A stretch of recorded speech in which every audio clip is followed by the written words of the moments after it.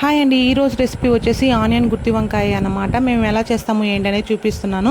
ఒక బాండిల్ తీసుకొని ఒక 2 స్పూన్స్ ఆయిల్ వేసుకోండి. ఆయిల్ వేసుకున్న తర్వాత ఎండుమిరపకాయలు ఇలా ఫ్రై చేసుకోండి. ఎండుమిరపకాయలు ఫ్రై అయిన తర్వాత ఒక స్పూన్ ధనియాలు, ఒక స్పూన్ జీలకర్ర వేసుకొని మంచిగా ఫ్రై చేసుకోండి. అవి మంచిగా ఫ్రై అయిన తర్వాత మిక్సీ జార్ తీసుకొని వాటి వరకు మిక్సీ జార్లో వేసుకొని మీ టేస్ట్కి తగ్గట్టు ఉప్పు వేసుకొని గ్రైండ్ చేసుకోండి. గ్రైండ్ చేసుకున్నాక ఇలాగా ఒక బౌల్లోకి ఆ కారాన్ని మొత్తాన్ని ఒక బౌల్లోకి తీసుకోండి. బౌల్లో తీసుకున్న తర్వాత ఆనియన్స్ అని, ఇది ఓన్లీ ఆనియన్సే కదండి, సో ఆనియన్స్ అనేటివి ఎక్కువ పడతాయి అన్నమాట. ఆనియన్ టమాటా ఈ రెండు మిక్స్ చేసుకొని ఒక హాఫ్ స్పూను పసుపు వేసుకొని మొత్తం మిక్స్ చేసుకోండి. ఆ కారము ఉప్పు, ఆ కారం అనేది ఆనియన్ టమాటా మొత్తం మిక్స్ అయ్యేలాగా మొత్తం మిక్స్ చేసుకోండి. ఒక బౌల్ తీసుకొని ఆ బౌల్లో కొంచెం వాటర్ వేసుకొని కొంచెం ఉప్పు వేసుకోండి.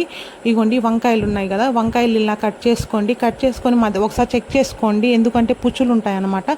సో ఇలా కట్ చేసుకున్న వంకాయల్ని అలానే పెడితే చేదు వస్తుందండి. సో అందుకోసం అని చెప్పి ఆ వాటర్లో వేసేసేయాల. ఇప్పుడు వచ్చేసి పోపు పెట్టుకుంటున్నామండి. పోపులో వచ్చేసి దీనికి ఆయిల్ కొంచెం ఎక్కువ పడుతుందండి. ఆయిల్ వేసుకుని ఆయిల్ కాగిన తర్వాత ఆవాలు వేగిన తర్వాత ఆనియన్ వేసుకొని ఫ్రై చేసుకోండి. ఆనియన్ ఫ్రై అయిన తర్వాత కరివేపాకు వేసుకొని ఫ్రై చేసుకోండి. ఇదిగోండి ఇలా కట్ చేసి పెట్టుకున్న తర్వాత ఇప్పుడు మనం స్టఫ్ రెడీ చేసి పెట్టుకున్నాం కదండి, ఆ స్టఫ్ని వంకాయల్లోకి కూర్చిపెట్టుకోండి మొత్తం నీట్గా.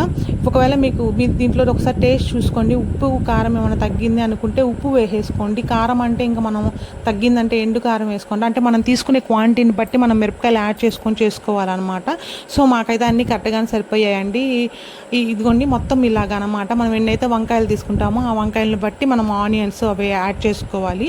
ఇదిగోండి మొత్తం మనం పోపు పెట్టుకున్నాం కదండి, ఆ పోపులో మనం ఎన్ని వంకాయలు అయితే స్టఫ్ చేసి పెట్టుకున్నామో ఆ వంకాయలు అన్నింటినీ దాంట్లో పెట్టేసుకొని, ఇది మిగిలిన స్టఫ్ అండి, ఈ మిగిలిన స్టఫ్ను కూడా పైన వేసేస్తున్నాము.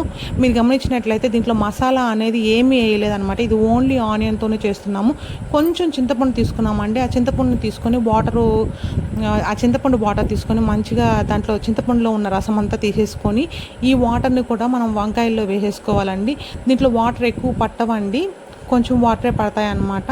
ఆ వంకాయలు ఇగోండి చూడండి, అలా వాటర్ పోసుకుంటే సరిపోతుంది. మధ్యలో తీసుకొని చెక్ చేసుకుంటూ ఇలా వంకాయల్ని ముందు ఒక సైడ్ కాలిన తర్వాత ఇంకొక సైడ్కి తిప్పుకుంటూ ఉండండి, ఎందుకంటే వాటర్ ఎక్కువ లేవు కదా, సో మగ్గడానికి కొంచెం టైం పడుతుంది. ఇగోండి ఇలాగా మగ్గితే సరిపోతుంది. ఈ స్టేజ్లో ఒకసారి ఉప్పు చూసుకోండి, సాల్ట్ కానీ సరిపోతే ఒకసారి సాల్ట్ మిక్స్ చేసుకోండి. ఇగోండి వంకాయ అయితే మంచిగా ఉడికిందనమాట. ఇప్పుడు గ్రేవీ కూడా చూపిస్తాను చూడండి. ఇగోండి గ్రేవీ అండి, ఇది టేస్ట్ అయితే చాలా బాగుందండి. మీరు ఎప్పుడు కానీ ట్రై చేయకపోతే మాత్రం ఒకసారి ట్రై చేయండి. ట్రై చేసి ఎలా వచ్చింది ఏంటి అనేది కామెంట్లో చెప్పండి.